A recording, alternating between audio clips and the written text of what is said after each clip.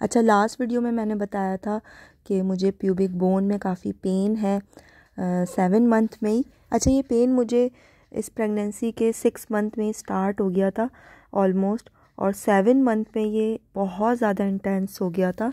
तो उस वीडियो के कमेंट सेक्शन में काफ़ी सारी ख़वातीन ने इससे रिलेट किया और अपना अपना एक्सपीरियंस शेयर किया कि हम भी इस पेन से गुज़र रही हैं या गुज़री हैं, और उन्होंने अपने अपने एक्सपीरियंस शेयर किए कि उन्होंने किस तरह से इस पेन को बेरेबल बनाया। तो मैंने भी उस वीडियो में कहा था कि मैं नेक्स्ट वीडियो में आप लोगों को बताऊंगी कि मैंने कौन कौन सी एक्सरसाइजेज़ वगैरह की हैं जिसकी वजह से मैं इस पेन को बेरेबल बना पाई हूँ काफ़ी हद तक। तो उन टिप्स को बताने से पहले ये जानना ज़रूरी है कि हमें ये पेन क्यों हो रहा है। हमारे अंदर कोई ऐसी मिनरल्स की, विटामिन्स की कमी तो नहीं हो रही है जिसकी वजह से ये पेन हो रहा है। पहले मैं यही समझती रही कि शायद मेरी बॉडी में कोई कमी हो रही है, खुदा न खास्ता कोई ऑस्टियोपोरोसिस की बीमारी तो नहीं हो गई है कि जिसकी वजह से ये पेन हो रहा है।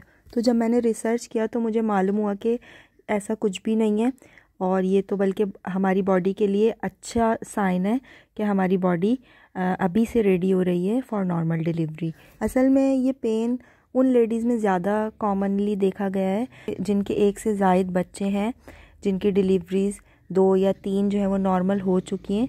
तो उन लेडीज़ में ये दर्द कॉमनली देखा गया है, और पहली प्रेगनेंसी में ये इतना ज़्यादा नहीं देखा गया, इतना ज़्यादा कॉमन नहीं है। अच्छा, ये होता क्यों है ये पेन? ये एक हार्मोन होता है जिसकी वजह से होता है। एक हार्मोन का नाम है रिलैक्सिन।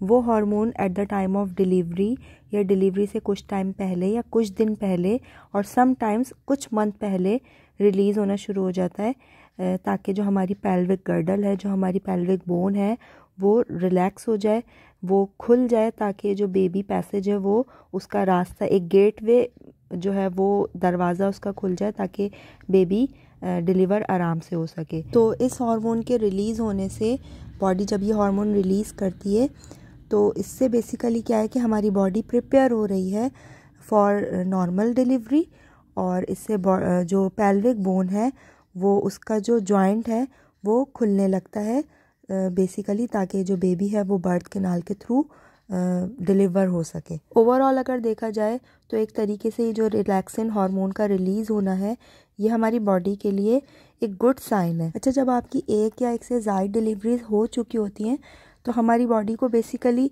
पूरा एक्सपीरियंस पता चल चुका होता है कि अब जब नेक्स्ट प्रेगनेंसी यानी आप नेक्स्ट टाइम कंसीव करेंगी तो बॉडी को अब पता है कि अब आगे उसको किस तरह से रिएक्ट करना है, तो वो जल्दी जल्दी सारे काम करने लगती है। आपने अक्सर देखा होगा और नोट किया होगा कि जो फर्स्ट बेबीज़ होते हैं, जो पहली प्रेगनेंसी होती है, पहली डिलीवरी होती है, उसमें ज़्यादा टाइम लगता है, उसका लेबर ड्यूरेशन ज़्यादा होता है एज़ कम्पेयर टू सेकंड और एज़ कम्पेयर टू थर्ड, उसमें कम होता जाता है। वो इसीलिए एक रीज़न ये भी है कि बॉडी को अब पता चल चुका है कि उसको अब किन किन प्रोसेस से गुजरना है, तो अपना काम जल्दी जल्दी करने लगती है।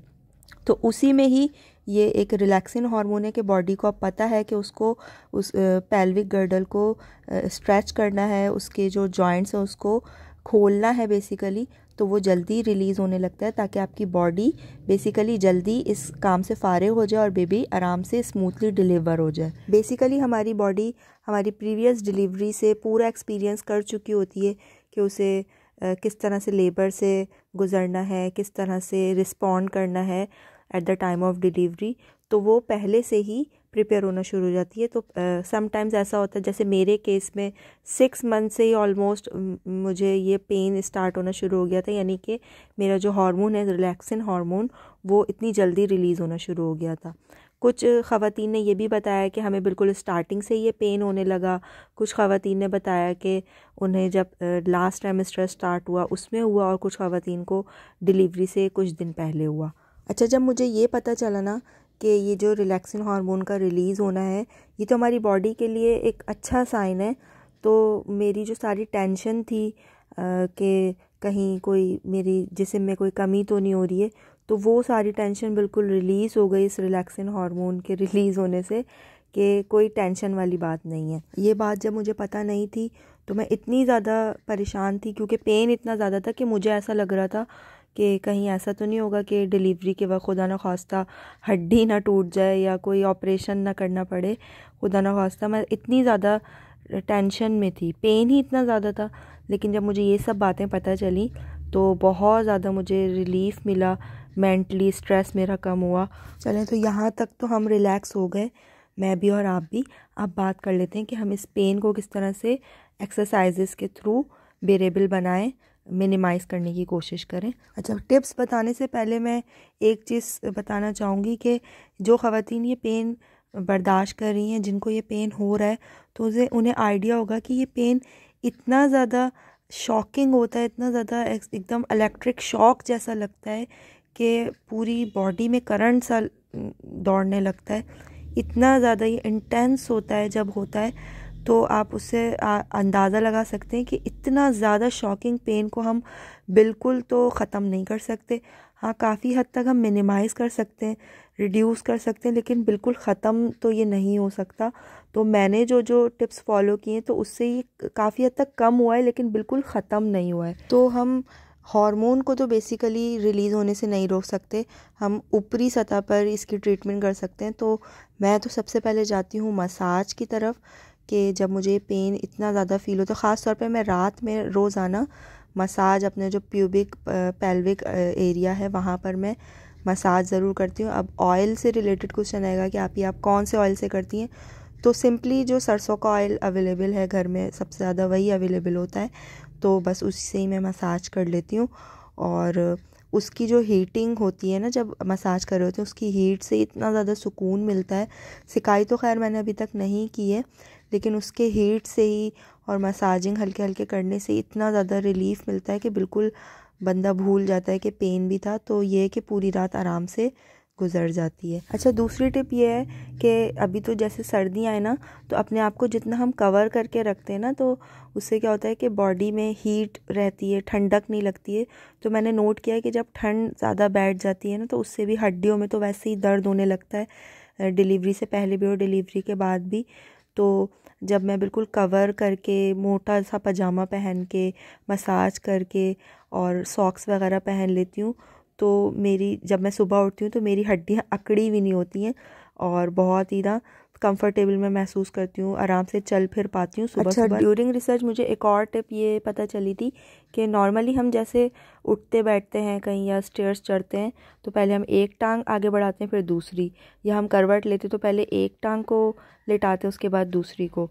तो ये हम नॉर्मली करते हैं, तो मैं भी इसी तरह कर रही थी, जिसकी वजह से मुझे ख़ास तौर पे करवट लेते वक्त लेटने में बहुत दर्द होता था।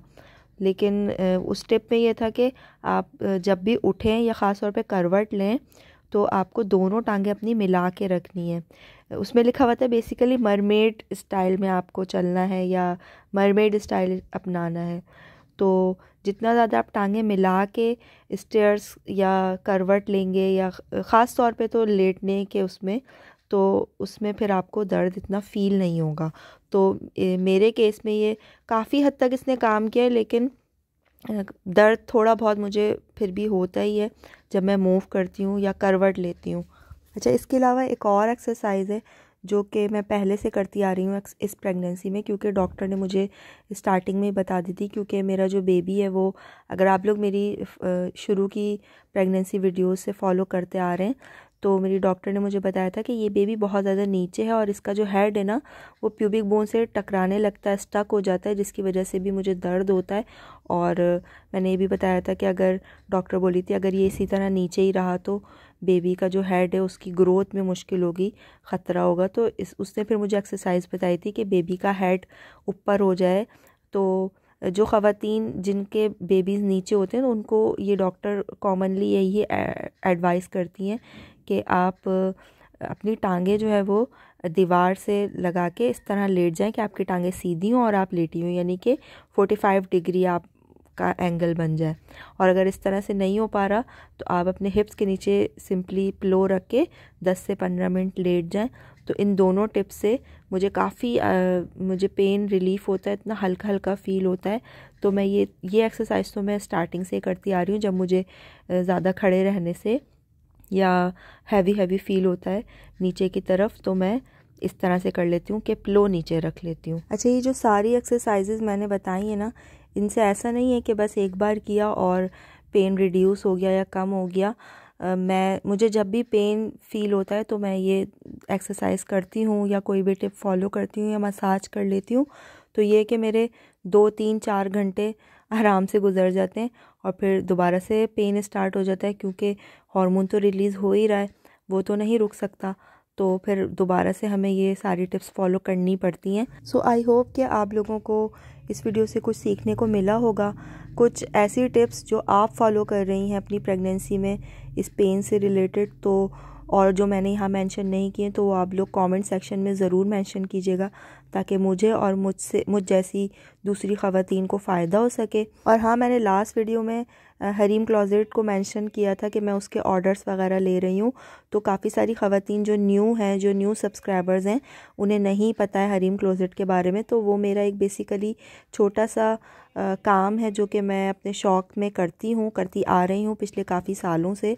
अब ये कि मैंने चैनल बना दिया है, तो ये सर्दियों में काम थोड़ा सा ऑन रहता है सीज़न की वजह से, तो मैं अब डिलीवरी की वजह से, डिलीवरी टाइम करीब है, तो मैं इतने ज़्यादा ऑर्डर्स नहीं ले रही हूँ। बस ये दिसंबर के लास्ट तक जितने भी ऑर्डर्स आएंगे बस मैं उतने ही लूँगी, ज़्यादा बर्डन नहीं डालूँगी, क्योंकि ज़ाहिर है इस काम को करने में मैं अकेली हूँ, कोई मेरी टीम भी नहीं है, तो ऑर्डर भी लेती हूँ, फिर उसको बनाती भी खुद हूँ, इसमें एनर्जी भी लगती है, टाइम भी लगता है, काफ़ी देर बैठना पड़ता है। तो बस दिसंबर के एंड तक आप लोग अगर अपने ऑर्डर बुक करवाना चाहती हैं तो मैं सारी जो डिटेल्स हैं वो यहाँ मेंशन कर देती हूँ, ताकि जो न्यू कमर्स हैं वो जान सकें कि उनको किस तरह से मुझसे कांटेक्ट करना है। और ये है कि दिसंबर के बाद फिर मैं इंशाल्लाह न्यू बॉर्न के बाद फिर मैं काम कंटिन्यू करूँगी, दिसंबर तक ही बस मैं ऑर्डर लूँगी। सो आई होप वीडियो पसंद आई होगी। See you in the next video, till that time take care, be healthy, be strong.